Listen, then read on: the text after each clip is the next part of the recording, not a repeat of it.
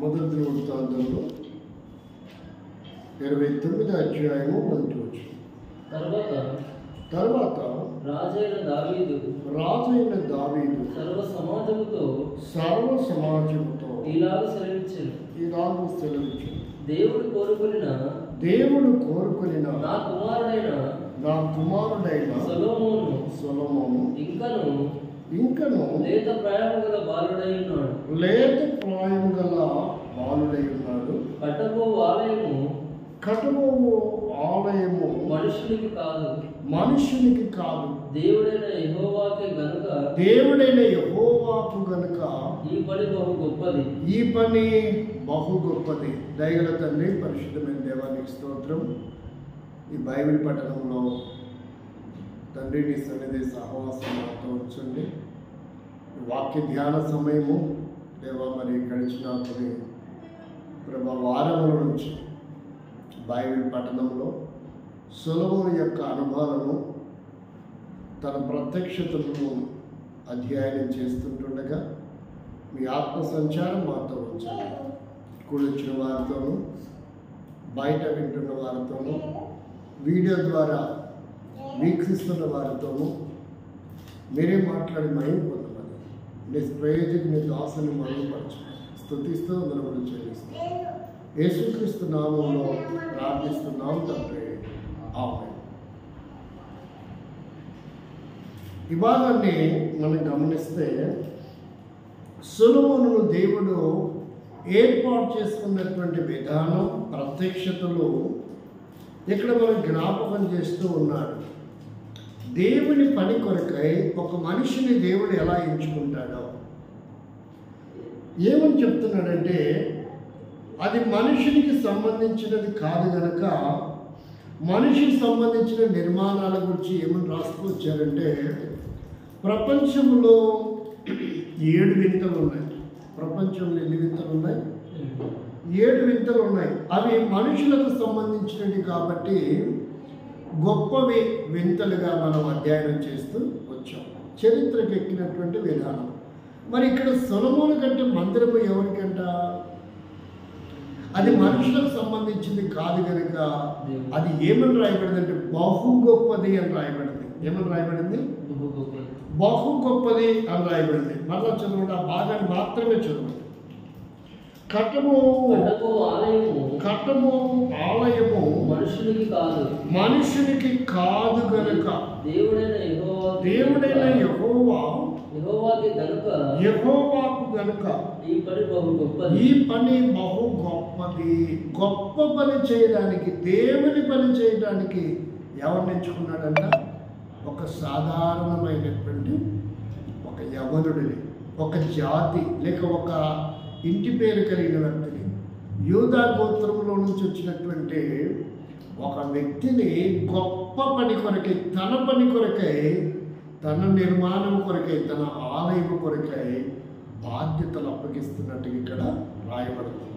ఎందుకని రాస్తాడు? అది గొప్ప పని అని ఎందుకు రాస్తాడంటే, కట్టబోయేది అది ఎవరికి కాదని రాయబడింది. ఇక్కడనే మనుష్యునికి కాదు.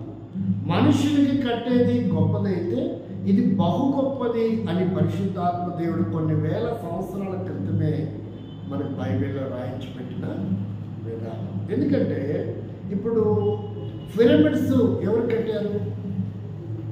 మనిషికి కూడా కాదు. ఎవరు కట్టారు? శవాలకు. పిరమిడ్స్ ఎవరి కోసం కట్టారు? శవం కొరకు కట్టారు.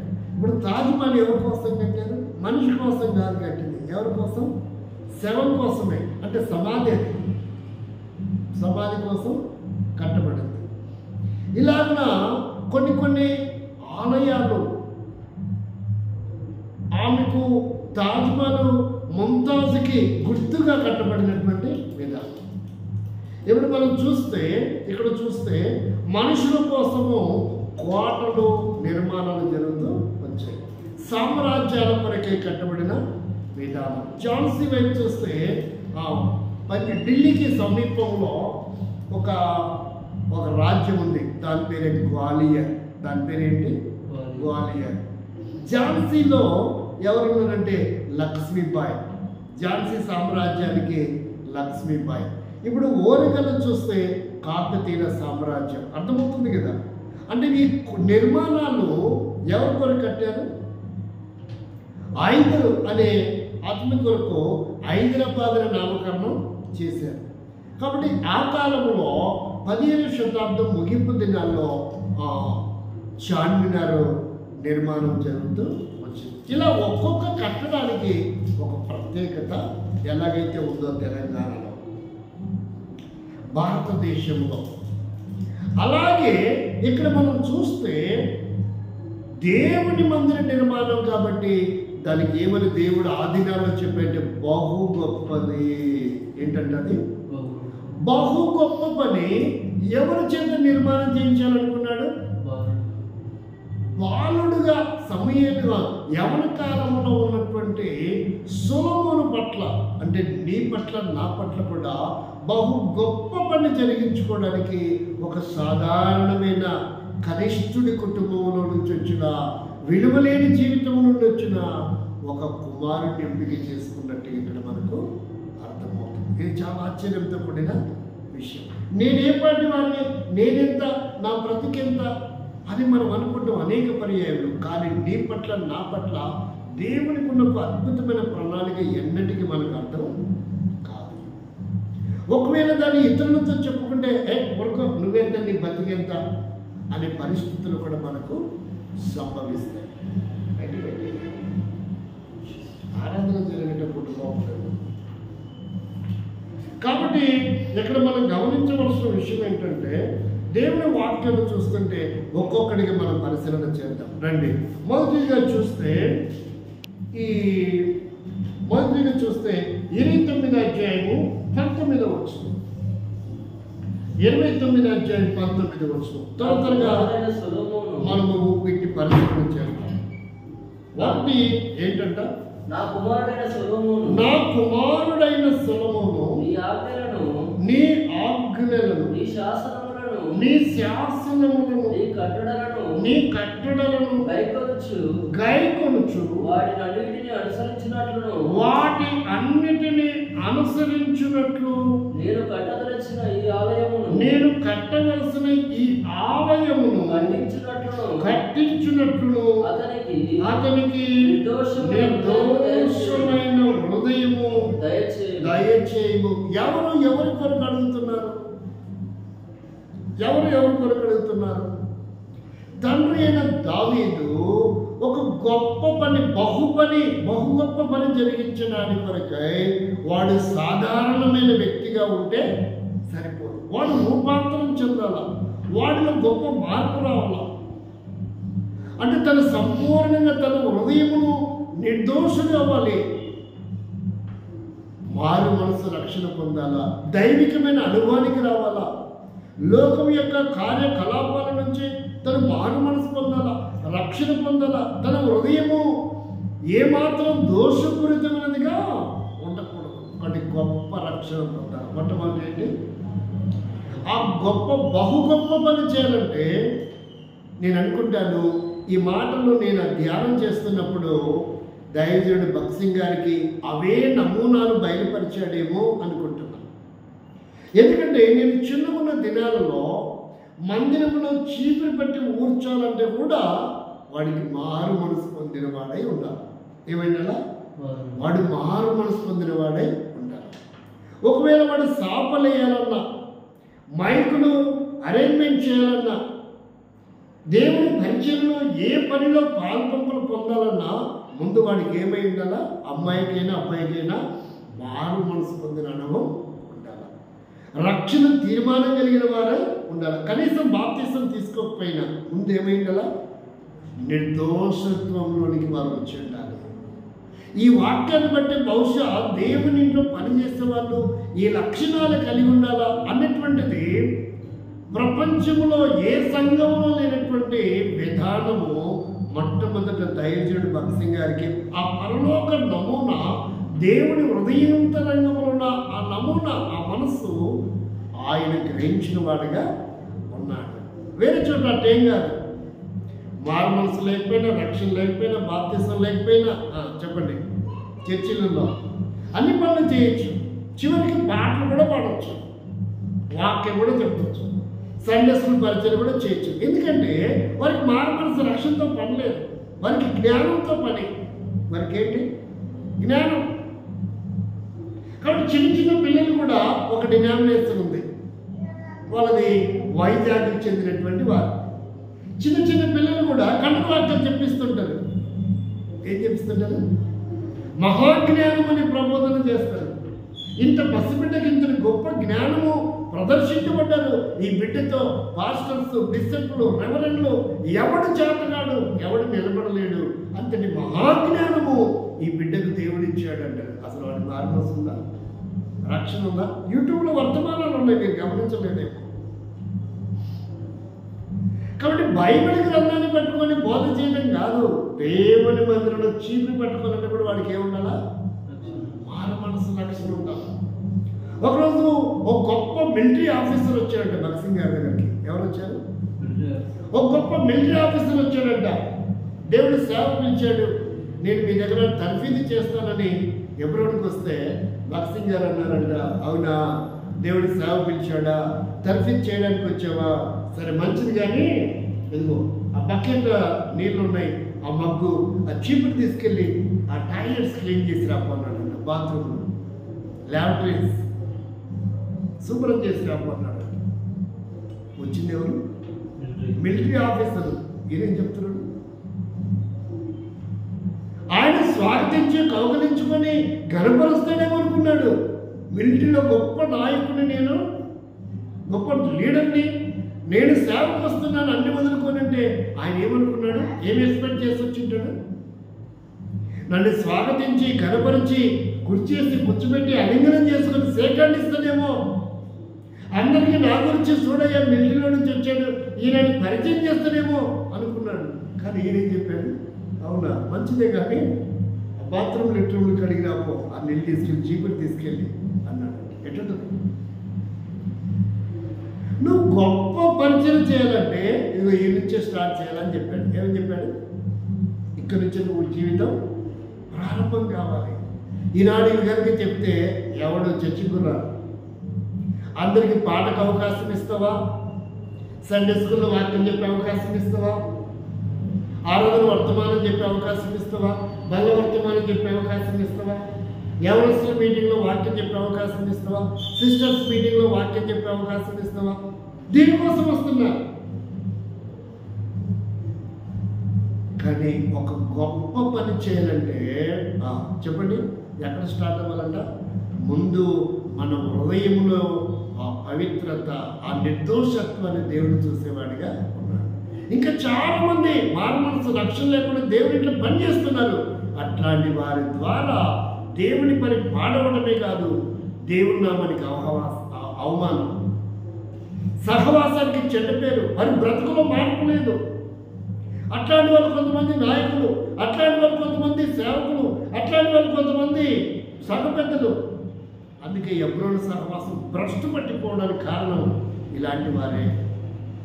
అంటే ఏం లేదు వారి జీవితంలో నిజమైనటువంటి నిర్దోషంతో, నిజమైనటువంటి పాపం యొక్క కార్యం ఒప్పింపు వారి జీవితంలో జరిగితే వారి దగ్గర నిగ్రహ శక్తి వస్తుంది. వారికి ఏమొస్తుంది?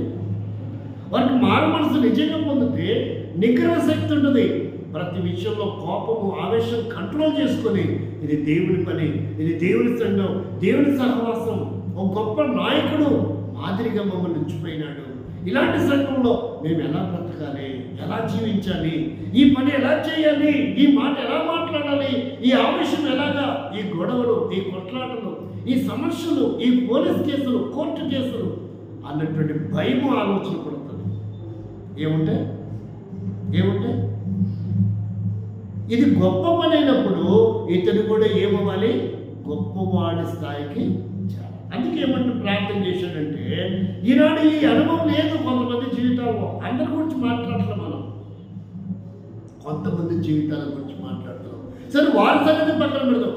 దేవుని ఇంట్లో పని చేయాలనుకుంటున్నా నీవు నేను మనం ఎలా ఉండాలని దేవుడు మాట్లాడుతున్నాడంటే, బహు గొప్ప పని చేయాల. ఇది సాధారణమైన పని కాదు, ఇది సాధారణమైన పని, గొప్ప పని. ఇదేం పని? గొప్ప పని కనుక ఏమైందనంటే మొట్టమొదటిది నిర్దోషత్వం కలిగిన వారమై హృదయము ఏమైందనంట హృదయము నిర్దోషమైనదిగా చేయబడాల. అంటే తండ్రి అయినా ప్రార్థన చేయాలా, తల్లి అయినా ప్రార్థన చేయాలా, లేదంటే దేవుని ఇంట్లో పనిచేస్తే మనమైనా ప్రభువా నేను మారు మనసు పొంది రక్షణ పొంది బాప్తిసం పొందే కానీ ఇంకా నా హృదయంలో నేరారోపణ చేస్తుంది, నేను ఇంకా పరిపూర్ణమైన నిర్దోషత నా జీవితంలో లేదు, నీ పనికి నేను అర్హుణ్ణి కాదు. ఒకవేళ అదే మనం అర్హత అంటే బైబిల్ ఒక ఉదాహరణ చెప్తుంది. అపోస్తల కార్యం చూడండి, ఉదాహరణ ఏం చెప్తుందో చూడండి. 8వ అధ్యాయం. అక్కడ నిర్దోషత్వం కాదు, నీ హృదయంతరంగా కడగబడాలా, పవిత్రపరచబడాలని హెచ్చరిక చేస్తున్నట్టుగా దేవుని వాక్యాన్ని మనం చూస్తున్నాం. 8వ అధ్యాయంలో ఒక అద్భుతమైన ఉదాహరణ మనకుంది. 24, 25, 21, 22 వచనాలు చదువు. నీ హృదయము దేవుని ఎదుట సరైనది కాదు కనుక ఈ కార్యం ముందు నీకు పాల్పొంపులు లేవు. కాబట్టి ఈ నీ చెడుతనమును మానుకొని మారు మనసు పొంది ప్రభువును వేడుకో, అంటే ప్రార్థన చేసుకో. ఏమని చెప్తున్నాడు పేతురు? ఏమని చెప్తున్నాడు? ఈ పని చేయడానికి నువ్వు అర్హుడివి కాదు. ఎందుకంటే నీ హృదయము దేవుని ఎదుట, ఎక్కడంట? మనుషుల ఎదుట కాదు, దేవుని ఎదుట సరైనది కాదు. గ్రహించాలి. అందుకనే దైవజనుడు భగత్ సింగ్ గారి జీవితంలో ఈ ప్రత్యేకతను పరిశీలన చేస్తూ వచ్చాడు. ఎన్నో టెస్టులు పెట్టేవాడు. ఎవరు? భగత్ సింగ్ గారు కాదు. ఎన్నో టెస్టులు పెట్టిన వ్యక్తి ఎవరంటే ఎవరు? Augustine uncle. భగత్ సింగ్ గారికి ఆదినాలో ట్రాన్స్లేటర్గా పనిచేసినటువంటి దైవజనుడు అగస్టిన్ అంకుల్. ప్రతిదీ టెస్ట్ పెట్టేవాట. సేవ కొరకే వచ్చానంటే, సేవ కొరకు వచ్చానంటే, తినడానికి వచ్చావా, పంచాయతీకి వచ్చావా, సుఖపడడానికి వచ్చావా అనేవాడంట. సేవ కనిపోయినోడు గేట్లేసి బయట పెట్టేవాట 2 రోజులు 3 రోజులు. నిజంగా ఆ హృదయంతరంగంలో ఈ కోరిక, ఆశ, పిలుపు ఏర్పడుతూ వస్తే అక్కడే పడి ఉంటాడు. లేదంటే వాడు వెనక్కి తిరిగి వెళ్ళిపోతాడు. వాడి హృదయం సరైందా కాదా పరిశీలించేవాడంట. ఎవరు? అగస్టిన్ గారు. 85, 90 ఆ కాలంలో ఆయన దేవుడు బహుబలంగా వాడుకుంటూ వచ్చాడు. ఆయన శరీరం విడిచిపెట్టే వరకు సేవకులకి ఆయన చూస్తూనే వెన్నులో వణుకు పుట్టేదంట. అన్ని క్వశ్చన్స్ వేసేవాడు. అంటే అంతగా వారిని పరిశీలించేవాడు, అంతగా వారిని ఎలిజిబుల్గా చేసేవాడు. ఎంపిక చేసే విధానం ఆయన ఒక కొత్త కోణంలో నిజంగా సేవకుడు పిలుపుందా, ఏర్పాటు ఉందా అని పరిశీలించేవాడంట. ఈనాడు అవేమి లేవు. నువ్వు ఎట్టున్నా నువ్వు సంఘ పెద్దవే, నువ్వు ఎట్టున్నా నాయకుడే. కొంతమంది అంటారు ఆడికి మాయ మనసు లక్ష్యం లేదు, నేర్చుకుంటాలేవా నిదానంగా. ఏంటంట అది ప్రార్థన కూడా రాదు కదా, నేర్చుకుంటాను కదా, సంఘబద్ధం చేశాను నేను అని. సంఘబద్ధం చేసిన ఆడ నేర్చుకుంటాడు. ఎట్టుంది పోనీ నీకన్నా వచ్చే బ్రదర్ ప్రార్థన అంటే ఆయనకే రాదు, వీళ్ళకేమొస్తుంది. అట్లాంటి పరిస్థితి. ప్రేమ సోదరి సోదర, వాక్యం నీ జీవితంలో నిజంగా ఎబ్రోను క్రమంలో, ఎబ్రోను సంఘములో, సహవాసంలో నీవు కూడా ఒక దేవుని గొప్ప పని కొరకాయి నువ్వు తీర్మానం చేసుకుంటే ముందు నువ్వేమైందలా దేవుని హృదయము నిర్దోషమైనదిగా ఉండాలి. ఇక్కడ చెప్తున్నాడు ఉదాహరణ, అపొస్తలుల కార్యం 8వ అధ్యాయము 21వ వచనంలో నీ హృదయము దేవుని ఎదుట సరైనది దాన్ని బాగు చేసుకున్నట. అది ఎలా సాధ్యమవుతుంది? ఎక్కడ చెప్పాడు 22లో. కాబట్టి ఈ చెడుతనములు మానుకొని మారు మనస్సు. ఏమంటున్నాడు? మారు మనస్సు. ఏంది చెప్తుంటే మీరు చదవలేరా? 22 మారు మనస్సు నుండి ప్రభువును వేడుకో. ఒకవేళ ఆయన క్షమిస్తే, దయ చూపితే నువ్వు అర్హుడు అవుతావు. అలాగే ఉన్నట్లయితే నువ్వు ఆ పనిలో పాల్పొంపులు పొందటానికి నువ్వు అర్హుడు కాదు. నువ్వు సండే స్కూల్ పరిచయం చేయడానికి అర్హుడు కాదు. నువ్వు సిస్టర్స్ పరిచయం చేయడానికి అర్హుడు కాదు. నువ్వు బల్ల చేయడానికి అర్హత లేదు. చెప్తున్నాను ఇక్కడ. నువ్వు చీపురు పట్టడానికి అర్హత లేదు. బల పాత్రను ముట్టుకునే అర్హత లేదు. బలపరిచే అర్హత లేదు. ఇక్కడ చెప్తుంది వాక్యం. నువ్వు మైకులు పెట్టే అర్హత లేదు, నువ్వు వాయిద్యాలు మంచి అర్హత లేదు, నీకు మంచి స్వరం ఉండొచ్చు, నువ్వు ఫుల్ పెట్టెక్కి పాటలు పాడాల్సిన అర్హత లేదు. ఎందుకంటే నీ హృదయం సరైనది, నీకు తలాంతులు ఉండొచ్చు. ఈ తలాంతులు ఉపయోగపడవు దేవుడికి. హృదయం సరిచేయబడిన తర్వాత ఎంత చిన్న పని చేసినా దేవుడు దాన్ని అద్భుతంగా తీర్చిదిద్దుతాడు.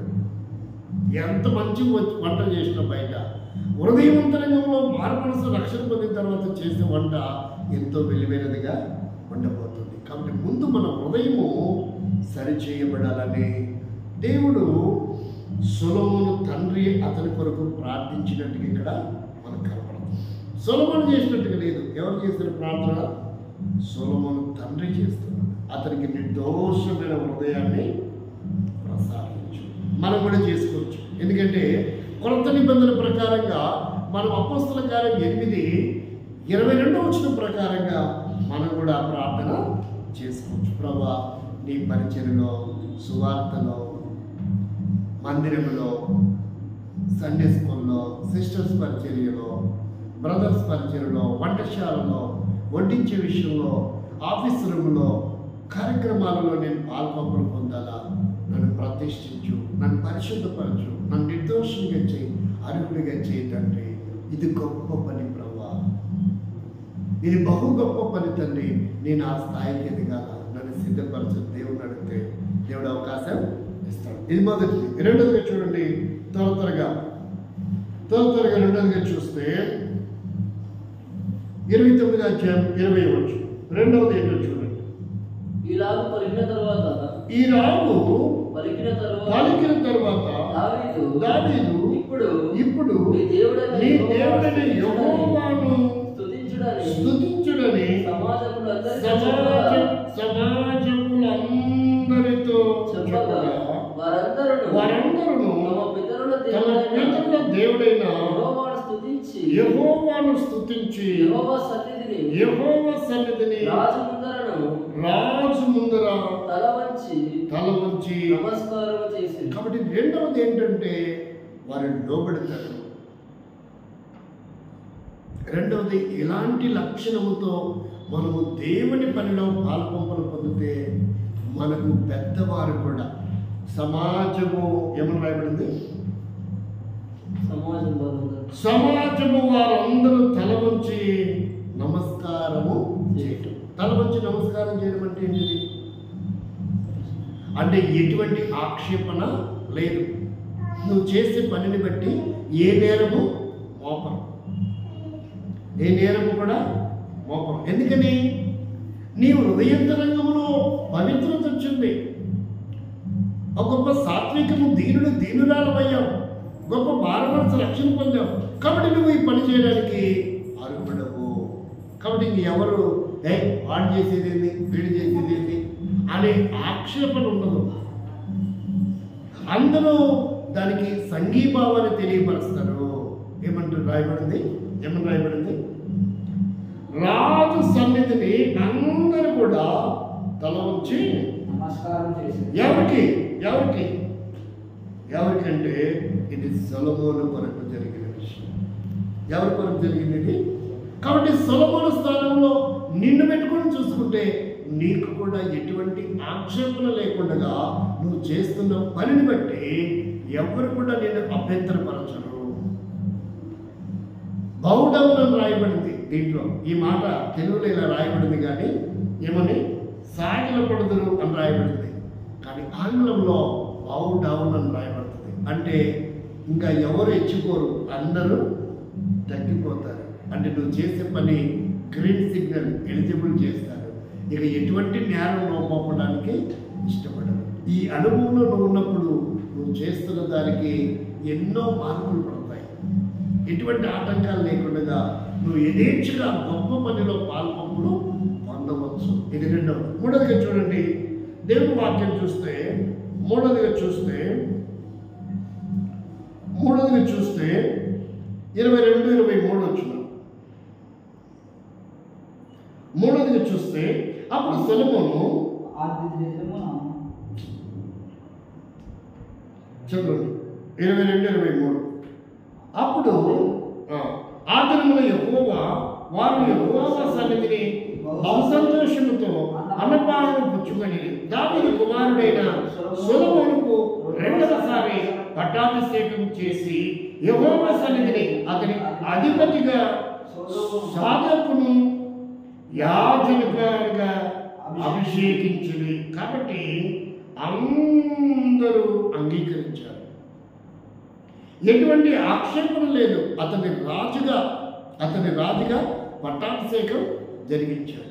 మన దేశంలో ఈనాడు ఈ దేశం హిందువులది, ఇక్కడ ముస్లిమ్స్ క్రైస్తవులు ఉండకూడదు, వెళ్ళిపోవాలి అని ఎవరైతే ప్రగల్భాలు పలుకుతున్నారో,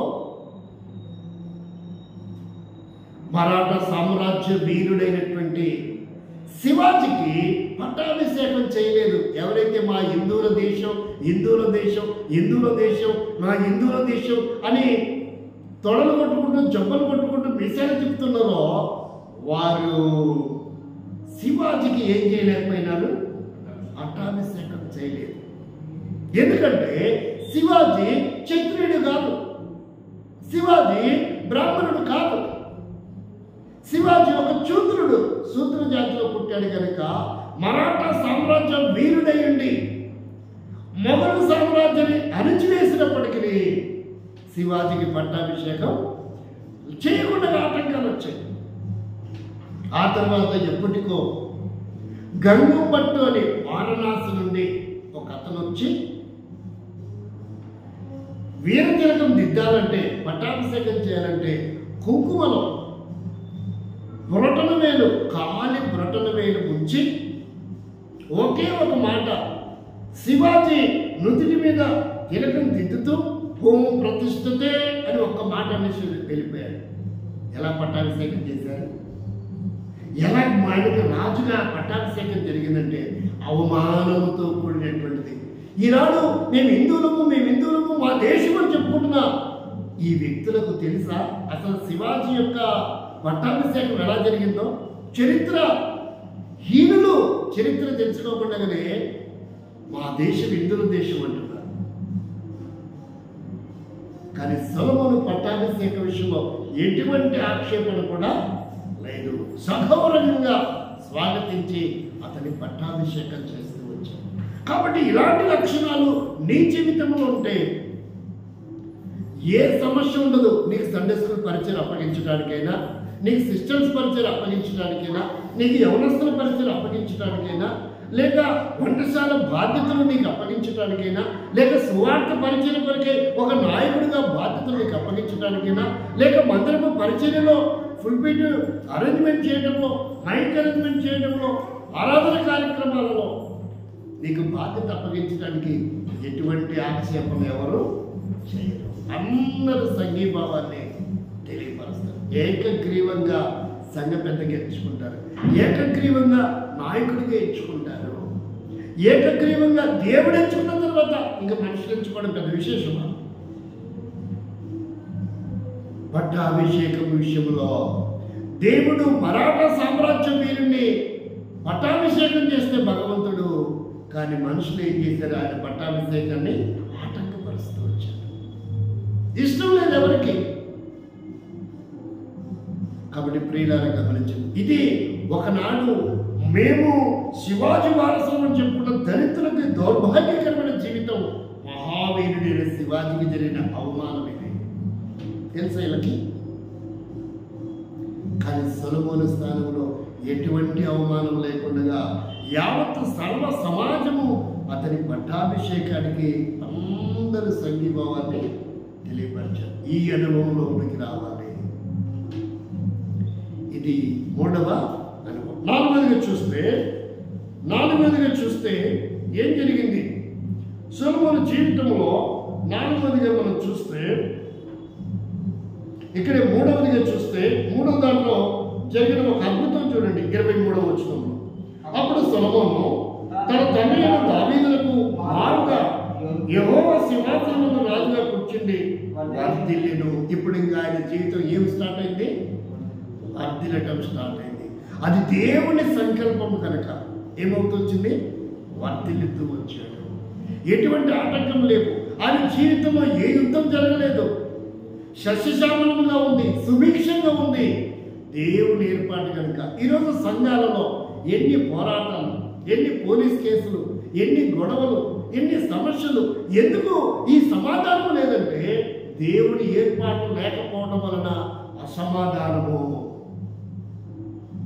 దేవుని ఏర్పాటు కలిగిన వాడు కనుక సొలొమోను సమాధానకరంగా జరిగింది. తద్వారా తను ఏమవుతూ వచ్చాడంట, వర్ధిల్లుతూ వచ్చాడు. అని జీవితంలో ప్రమోషను. ఈ అనుభవం లేకుంటే మన జీవితంలో డిమోషను.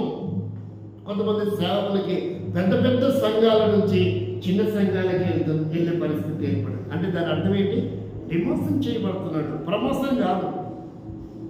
కొంతమంది సంఘ పెద్దల్ని, బ్రదర్ పరిస్థితులు బాగలేవు కానీ నువ్వు సంఘ పెద్దగా తప్పుకో, వేరే వారిని ఏర్పాటు చేస్తాం అంటే ప్రమోషన్, డిమోషన్.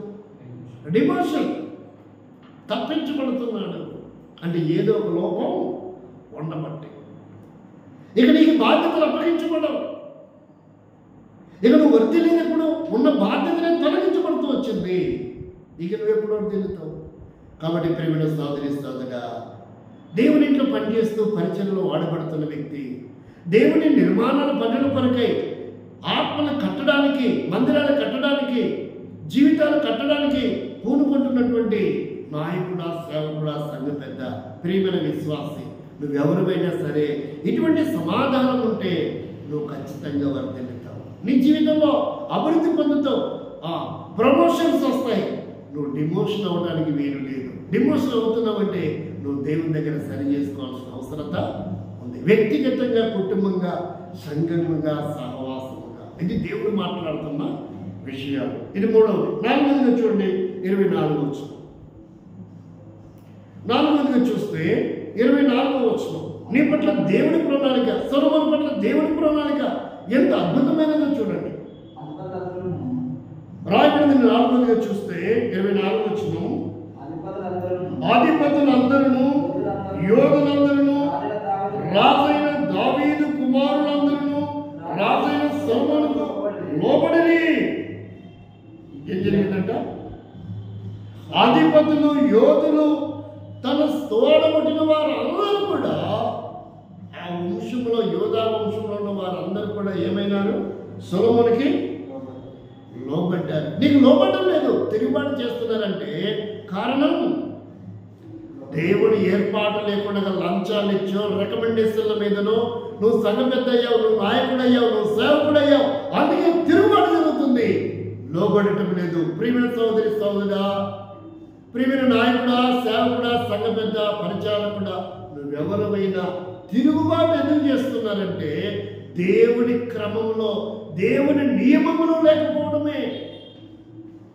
లంచమిచ్చో, తాతని బట్టో, తండ్రిని బట్టో, తోడబుట్టిన వారిని బట్టో, నాన్నని బట్టో, అమ్మని బట్టో, మామయ్యని బట్టో, బావగారిని బట్టో నువ్వు బాధ్యతలు స్వీకరిస్తున్నావు. అందువలన నీకెవరు లోపడడం లేదు. అందరూ నీకు తిరుగుబాటు చేస్తున్నారు. కానీ ఇక్కడ ఎలా ఉందంట?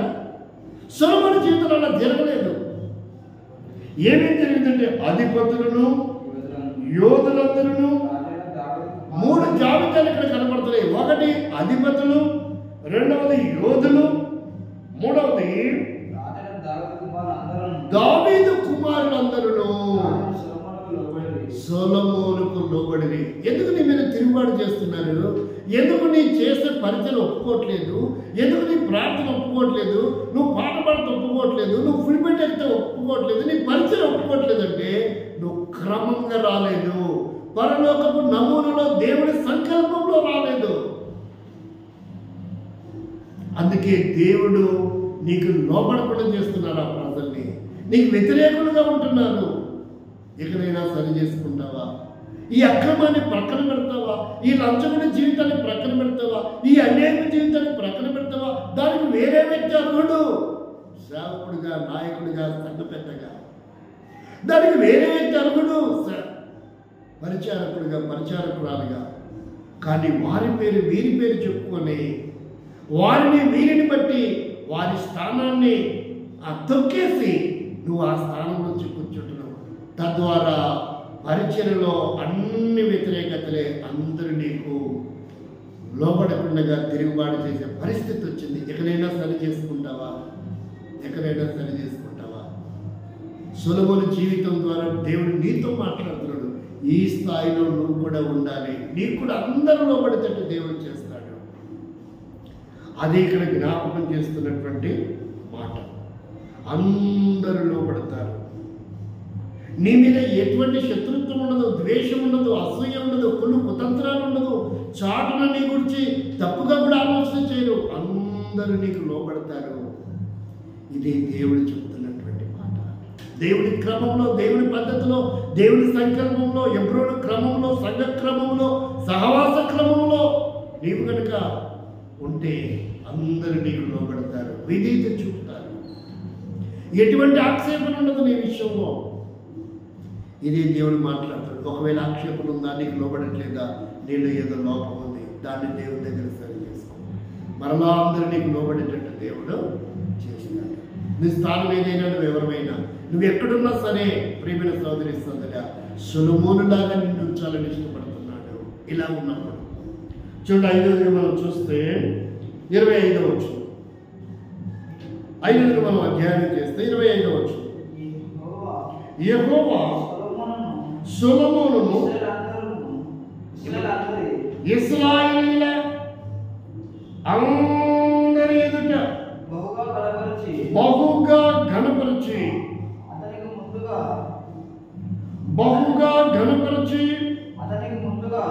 అతనికి ముందుగా ఇశ్రాయేలీయులను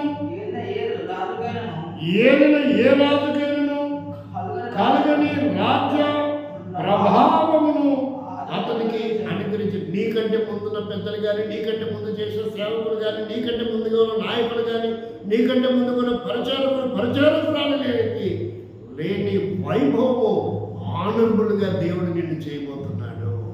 సొలొమోను యొక్క ప్రత్యక్షతలో ఉన్నప్పుడు, దైవికమైన క్రమములో ఉన్నప్పుడు హానర్బుల్గా ఉండబోతున్నావు. దైవజన్ భక్సింగ్ గారు దేవుని యొక్క ప్రత్యక్షతలో ఉన్నాడు కాబట్టి ఆయన చూడటానికి అంత వీరుడు, శూరుడు, బలాఢ్యుడు కూడా కాదు.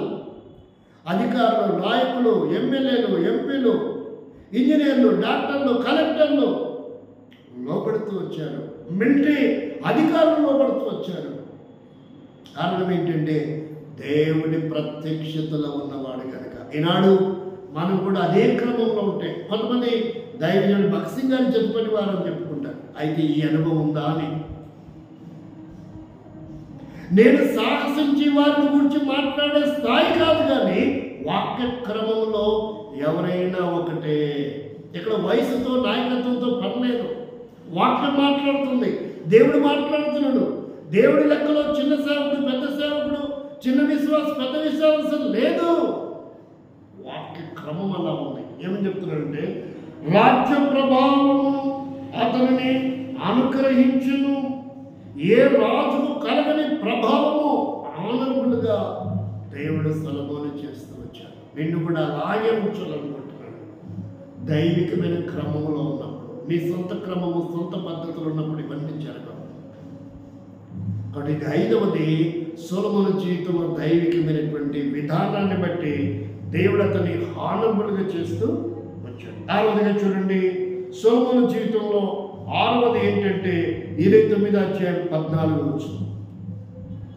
6వది ఏంటంటే 29వ అధ్యాయము 14వ వచనం.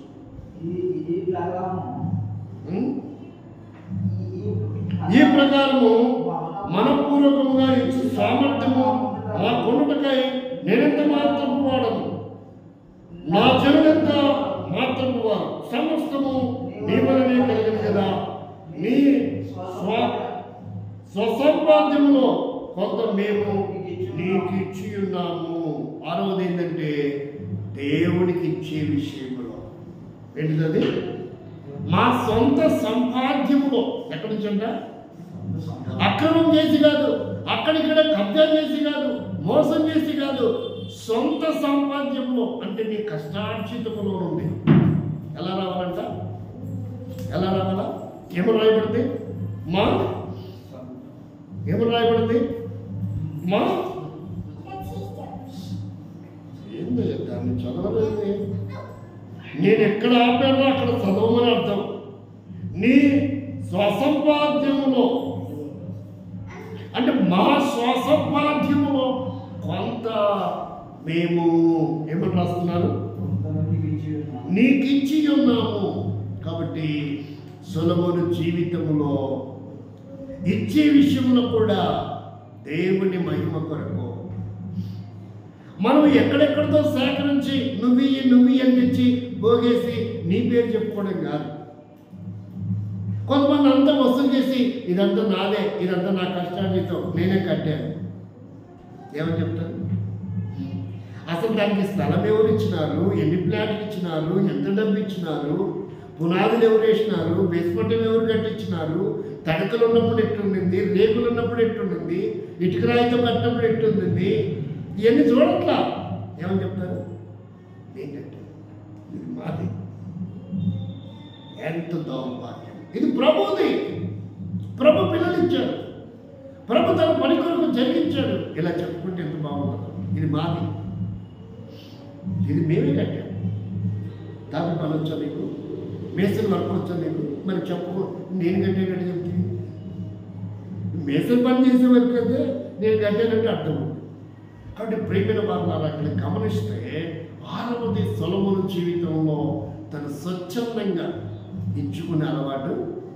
అనేకులు ప్రజలు కూడా ఆ మందిరం కొరకై, ఆ నిర్మాణం కొరకై సర్వ సమృద్ధిని వారు త్యాగం చేస్తూ వచ్చారు. ఆ దినాల్లో మోషే కాలంలో చూస్తే అహరోను కాలంలో ఏం చేశారు? మోషే ఏమైపోయినాడో మాకు తెలియదు, మాకు ఇప్పుడు నడిపించే నాయకుడు కావాలంటే ఏం చేసినారు? అహరోను ఇచ్చినాడా? మోషే ఇచ్చినాడా? మిరియాం ఇచ్చిందా? ఎవరు ఇచ్చినారు? ప్రజలు వారి దగ్గర ఉన్న బంగారం అంతా ఇచ్చేశారు. ఇచ్చినారు లేదా? ఇవ్వబట్టి వారు మా దగ్గర ఉండేది ఇస్తున్నాం, ఇదిగో మా కొరకు ఒక దూడని. అన్యాయపు అక్రమానికి వారు బంగారం అంతా త్యాగం చేశారు. క్రమం కొరకు మనం ఇచ్చుకోవాలి. అక్రమం కొరకు ఇచ్చారు వాళ్ళైతే, తెలియక అమాయకత్వం ఇచ్చారు. కానీ మనం దేని కొరకు? ఎలా? సొలొమోను కాలంలో ప్రజలు స్వచ్ఛందంగా వారి స్వసంపాద్యములో ఉండి ఒక మంచి తేమ.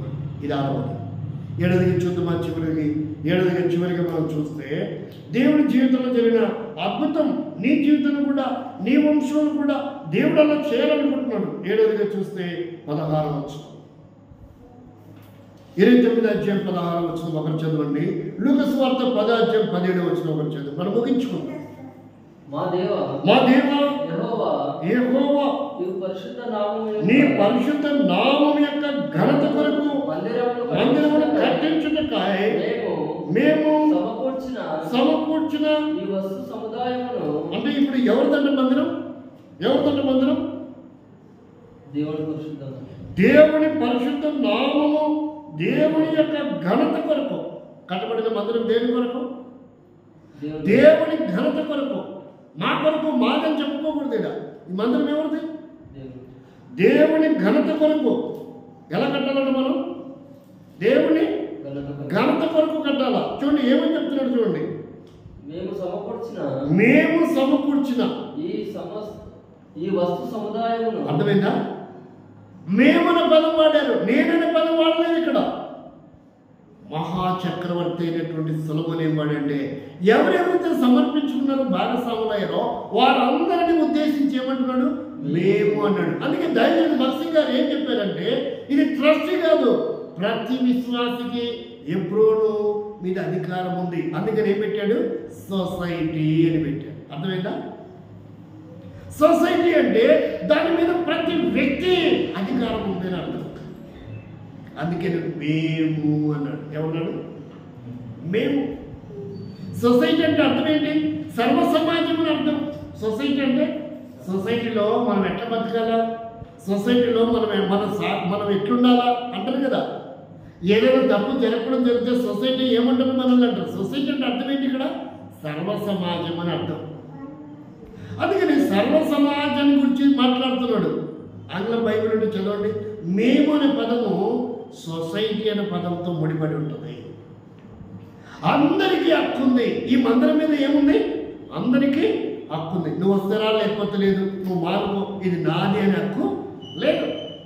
అందుకని ఏమంటుంటే, నీ నామ ఘనత కొరకు, నీ కొరకు చదువుల తర్వాత సమకూర్చిన ఈ వస్తు సముదాయమును సముదాయమును నీ వలన కలిగినది. అది కూడా ఏం చెప్పారు? నీ వలన అది కలిగినది. మా వల్ల జరిగింది కాదు, కేవలము నీ వలన జరిగింది. నీ ప్రజలు సమర్పించుకున్నారు నీ పని కొరకై. ఎవరి కొరకు సమర్పించారు? ఎవరి మొహం చూసించారు? దేని కొరకు ఇచ్చారు? ఏ పని కొరకు ఇచ్చారు? అవన్నీ పేర్లు ఎట్టిపోయినాయో. నేను కట్టించిన నాది ఎట్టుంది ఇప్పుడు? మహారాజైన సొలొమోనే ఆ మాట వాడట్లేదు ఇక్కడ. ఈనాడు ఎవరు పడితే వాళ్ళు ఆ పెన్ను పడవచ్చు. ఎవరు పడితే వాళ్ళు ఈ మందిరం నాది, ఈ ఫుల్పిట్ నాది, ఈ మైకులు నావి, ఈ శాపలు నావి, ఈ కుర్చీలు నావి, ఈ ట్యూబ్ లైట్లు నావి, ఈ ఫ్యాన్లు నావి. ఎంత బుద్ధిహీనత! నువ్వు దేవుడికి ఇచ్చిందంతా నీది ఉండదు అక్కడ. అది దేవుడు అవుతుంది. నీ జోబులో ఉన్నప్పుడు నీది, నీ జోబులో నుంచి బాక్సులోకి వెళ్ళిన తర్వాత దేవుంది. నీ జోబులో ఉన్నప్పుడు డబ్బు నీది, నీ జోబులో నుంచి వస్తువులు కొని మందిరానికి ఇచ్చిన తర్వాత దేవుడు అవుతాయి. ఇంకా నీవు అవ్వవు. ఇప్పుడు ఈ స్టాండ్ నాదంటే దేవుడు ఊరుకుంటాడా? ఈ స్టూల్ నాదంటే దేవుడు ఊరుకుంటాడా? ఈ కుర్చీ నాదంటే దేవుడు ఊరుకుంటాడా? ఈ శాప నాదంటే దేవుడు ఊరుకుంటాడా? ఇది దాన్ని ఏమంటారు? ఈ డోర్ మ్యాట్ నాదంటే దేవుడు ఊరుకుంటాడా? ఈ ఎవరికి ఇచ్చావు? దేవుడికి ఇచ్చిన తర్వాత మనం మర్చిపోవడం. అది దేవుడు అవుతుంది.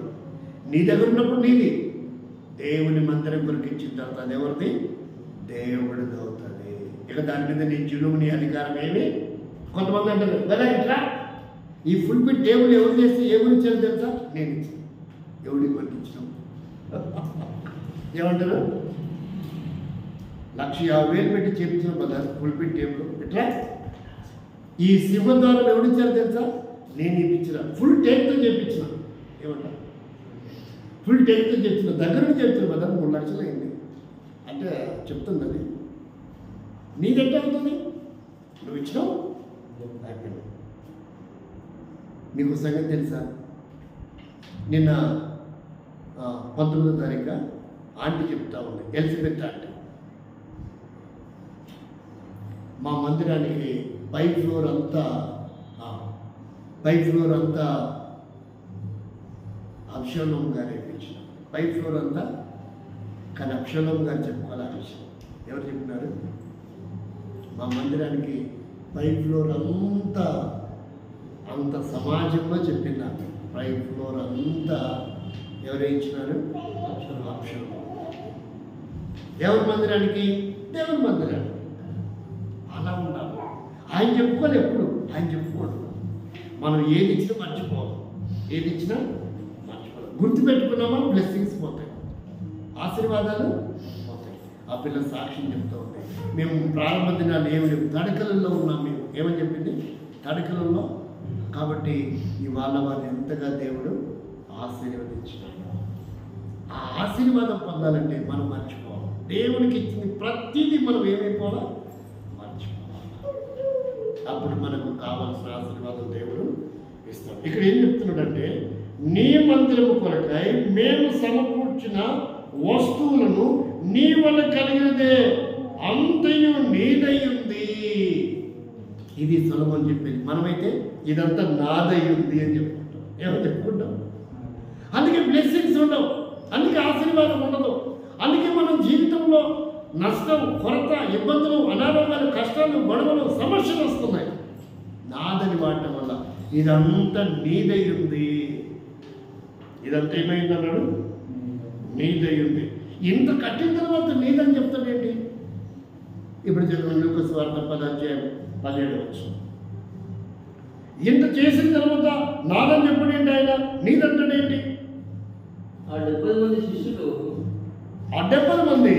శిష్యులు లూకా సువార్త 10 అదేనా?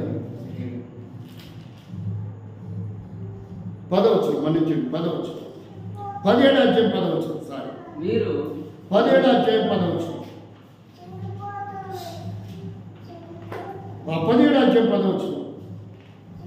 అటువలే మీరును మీకు ఆజ్ఞాపింపబడినవన్నీ చేసిన తర్వాత మేము నిష్ప్రయోజకమైన దాసులము, మేము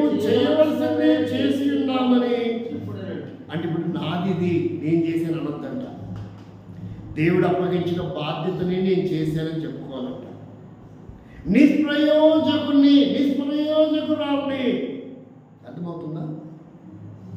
చేయవలసిందే, చెప్పిందే, ఆయన ఇచ్చినటువంటిదే చేశాం తప్ప మా వల్ల జరిగింది ఏమీ లేదు. అందుకే సొలొమోను అంతగా ఆయన రాజ్యము 40 సంవత్సరాలు ప్రశాంతంగా ఏ గొడవలు, ఏ అసమాధానం, ఏ సమస్యలు, ఏ యుద్ధాలు లేకుండా ఆయన రాజ్యం అంతగా సుభిక్షంగా ఉండడానికి ఆయన నాయకత్వం బలమైన కారణం ఏంటంటే, ఇది నాదని ఎక్కడ కూడా తను ప్రస్తావన చేయలేదు. ఇది నీదే ప్రభువా, నీ వలన కలిగిందే, నువ్వు అప్పగించిన పని నేను చేసే అంతే తప్ప నాదేమి ఇందులో లేదు. నేను ఒక నిష్ప్రయోజకుడని చెప్పుకున్నాడే మనకు తెలియదు.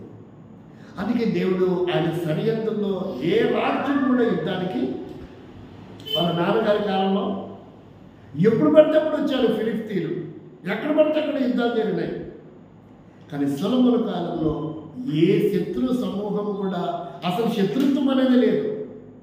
అతను తృణీకరించిన వాళ్ళు, వ్యతిరేకించిన వాళ్ళు ఎవరు కూడా లేరు. ఆయన సరిహద్దులు అంత సమాధానకరంగా చేశారు.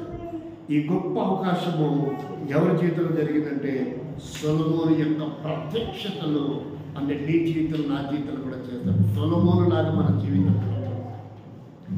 పేద కుటుంబంలో ఒక చిన్న కుమారుని, కనిష్ఠుని కుటుంబాన్ని ఎంచుకొని ఆ చిన్న కుటుంబంలో నుంచి ఒక వ్యక్తిని ఎలాగైతే సొలొమోను ఎంచుకున్నాడో, నీ వంశాన్ని కూడా దేవుడికి బహుబలంగా దేవుని సంఘములో, మందిరములో, పరిచర్యలో, సహవాసములో వాడుకోవాలని ఇష్టపడుతున్నాడు. ప్రేమిన సోదరి సోదర, ఇలాంటి తీర్మానం నీ జీవితంలో ఉంటే దేవుడు నిన్ను కూడా బహుబలంగా తన బహు గొప్ప పని కొరకై నిన్ను వాడుకోబోతున్నాడు.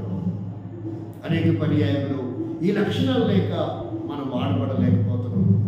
గొడవలు, అసమాధానాలు, పోరాటము, లోబడిన స్వభావం, వ్యతిరేకతలు, ప్రమాదాలు, ఇరుకులు, ఇబ్బందులు, కష్టాలు, కోర్టు కేసులు, ఇవన్నీ ఏంటంటే నీ సరిహద్దుల సమాధానం దైవ ప్రత్యక్షతలో లేకపోవటమే. ఒక మంచి తీర్మానం చేసుకున్నాం, ప్రభువా నన్ను కూడా నువ్వు ఏర్పాటు చేసుకున్నావు, మా నాన్న కూడా చిన్నవాడి మా వంశంలో, నేను కూడా ఒకటే ప్రభా, నన్ను కూడా నువ్వు అలా వాడుకోబోతున్నావా, నీకు స్తోత్రం. ఒక మంచి తీర్మానం.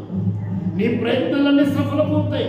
నువ్వు చేసేటువంటి ఆశీర్వాదకరంగా జరుగుతాయి, దీవెనకరంగా, మేలుకరంగా జరగబోతున్నాయి. ఏ నష్టము కొరతలదు. నువ్వు చేసే ప్రతి ప్రార్థన సఫలమవుతుంది. అది వ్యాపారమైన, ఉద్యోగమైన, వ్యవసాయమైన, ట్రాన్స్ఫర్ అయిన, ప్రమోషన్ అయిన, వివాహమైన, సంతానమైన, విదేశీయానమైన, వ్యవసాయమైన, సేవైన, ఏదైనా అభివృద్ధికరంగానే వర్ధిల్లేవాడుగా నీవు ఉండబోతున్నావని దేవుడి వాక్యం ద్వారా నీతో నాతో మాట్లాడుతున్నాడు. ఒక మంచి తీర్మానం చేసుకుని అట్టి అనువానికి దేవుడు నిన్ను అభివృద్ధి చేసి ఆశీర్వదించి తన మహిమ కొరకై సొలొమోను వాడుకున్నట్టుగా నీ సమాధానాలన్నింటిలో సరిహద్దులో సమాధానం ఇచ్చి తన మహిమ కొరకై నిన్ను వాడుకున్నట్టుగాక.